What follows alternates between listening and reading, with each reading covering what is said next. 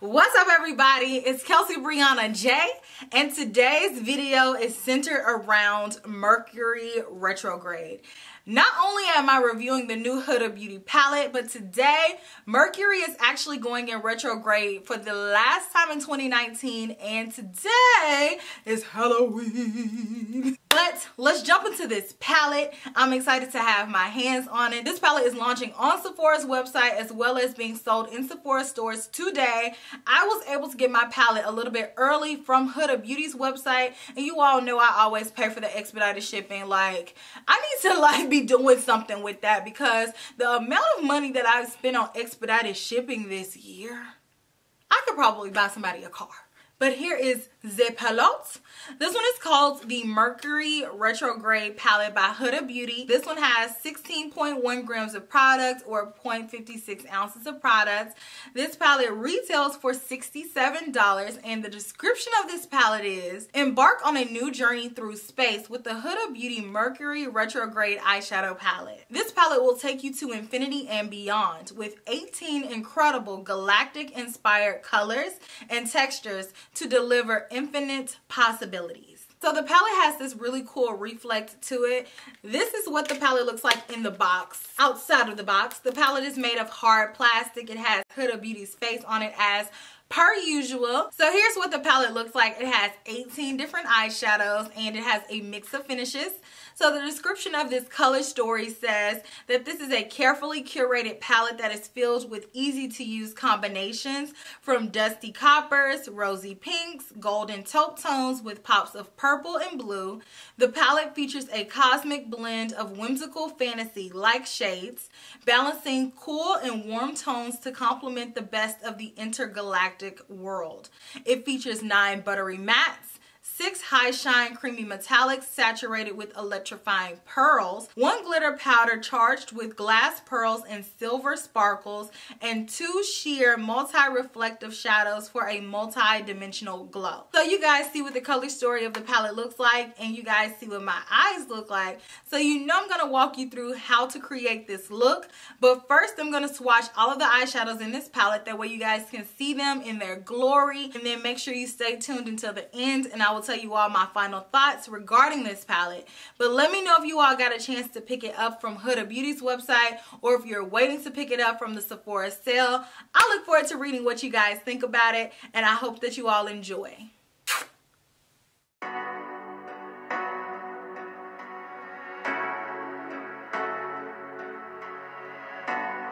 First, I'm going to take a fluffy brush and the color Crash. And I have a little bit of the Huda Beauty concealer on my lids. So making sure that that is smooth, I'm going to go right on top of that and apply this above my crease and buff it out. And this is going to be my transition color. So in circular motions, just apply this shade. And then I'm going to go over it one more time just to build it up.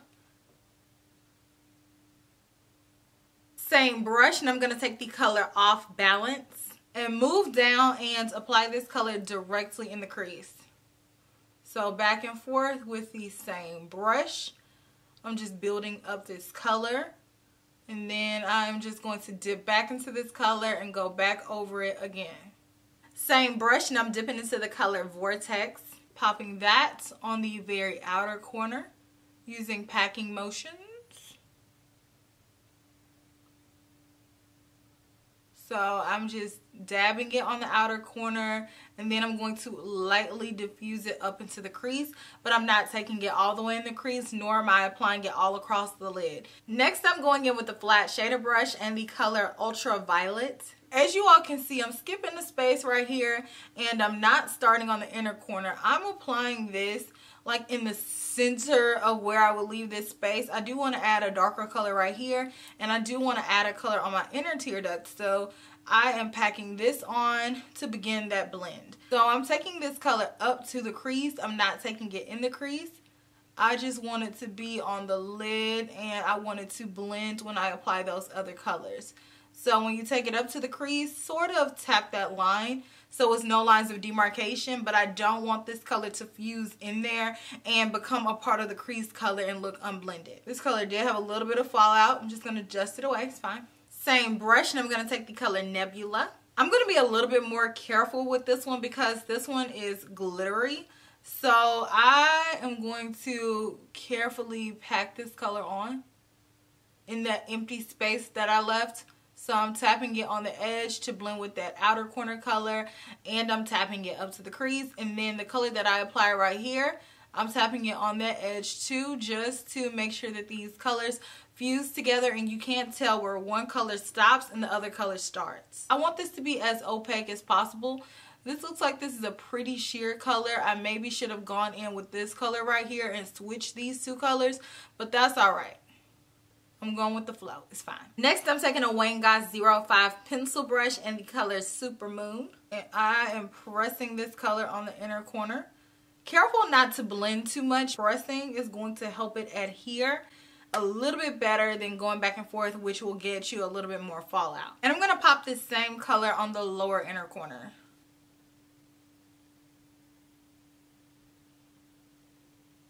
So I wiped off the brush and I'm going to pick up the color Haze. I am going to tap that color right next to the inner tear duct color and then drag it over. Lastly, I'm going to take the same pencil brush and the color Mercury. I'm continuing my lower lash line journey. I'm connecting it with that color that I applied in the middle, and then I'm bringing it around to connect to the top. So here's my finished look, but I hope that you all enjoyed the demo. So let's talk about my final thoughts, and I do have quite a few thoughts regarding this palette. Let's start off with the packaging. I love the unicorn. I think that this is beautiful. As far as the actual palette, I'm not in love with the promo shot. I feel like it doesn't serve like it needs to for it to be the picture on the front of a palette, but that's just my personal opinion. I like how weighty the palette is. I like that they've upgraded the packaging. The palette feels very sturdy. It actually is sort of difficult to open, which that can be annoying if you don't want to break your nail, but it'll be good if you're traveling and you don't want to worry about your eyeshadow palette opening, everything getting everywhere. I feel like it's pretty secure. So packaging aside, let's talk about the color story of this eyeshadow palette. This color story is not really cohesive in my opinion. I feel like it's almost all over the place because it doesn't really have a lot of different things to do a complete look, even though it seems like it would, because it has like brownish colors. It has a few colors to go on the outer V, but overall I think that I would like my look that I have on my eyes more if I would reach into another palette that would allow me to create a little bit more depth to my eye look. By using this eyeshadow palette alone, I can create a complete eye look, but I just feel like my eye look is somewhat lacking, and I wanted to add maybe a color that was in this same color family that was just a little bit darker, that was matte. Maybe take away one of these lighter colors that she likes to give us in her palettes. And speaking of that, I feel like a lot of these colors that are in this palette are repetitive within Huda Beauty's line. Looking at this palette at first glance, it looks like it's a colorful palette.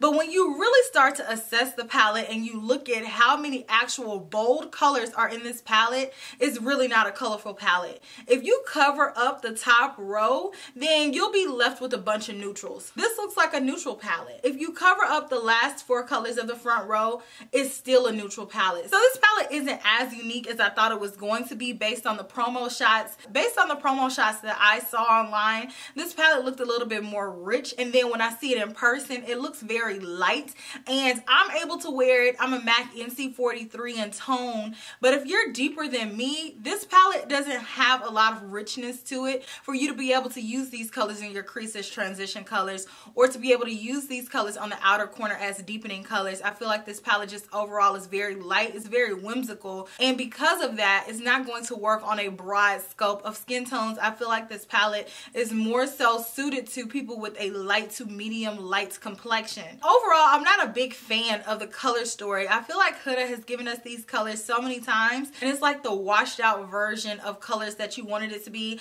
I wanted this palette to come through with a kick. I wanted to have colors like the packaging. I wanted to have a lot of duochromes, a lot of cool purple shades, and we got a few of those in here, but overall I still feel like this palette is just super safe, and I don't think that it has everything that I personally need to do a variety of looks using it. So I'm not really satisfied with the color story.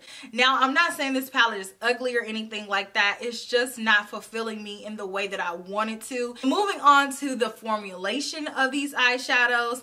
Looking at the matte eyeshadows, she has perfected that. I love her matte eyeshadow formulation. They were very smooth, very blendable. They built upon each other. I was able to blend them out and still get a nice color payoff. They weren't too powdery. I did get fallout with a lot of them, but not too much. It's just a little bit of kickback, so I would dip lightly in these powders and you're gonna get the full pigmentation. So I really like her matte eyeshadows.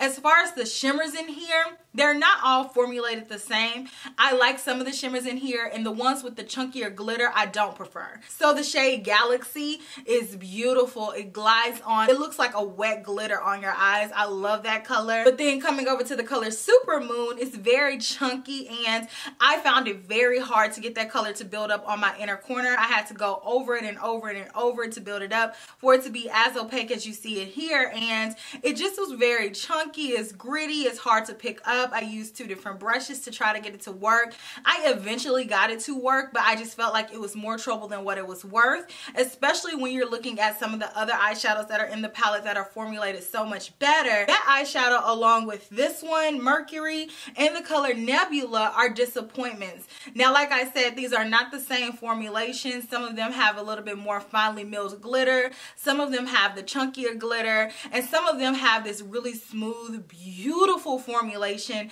I just wish that that was consistent across all of the shimmers in the palette, but it's not. But there are so many elements to this palette that I would personally change, that this is a personal pass for me. I like the way that my look turned out. It did take a little bit more work than I wanted to put in to get it to look this way. But overall, I just think that it's okay. I'm not going to say that you don't need it. I'm not going to say that you do need it. I highly encourage you to go swatch the palette when it comes to stores. So that's all. Let me know what you think. I'll check you all in my very next video. Smooches. Bye.